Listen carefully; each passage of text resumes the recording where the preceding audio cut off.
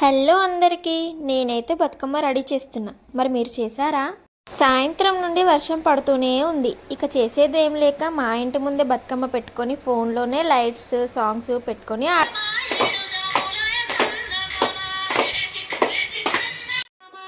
Current ఇంకా రాలేదు. వర్షం కూడా ఇంకా పడుతూనే ఉంది. ఇంకా మా వాళ్ళు కూడా వచ్చారు. మా ఇంటి ముందే బతుకమ్మ ఆడుకున్నాం.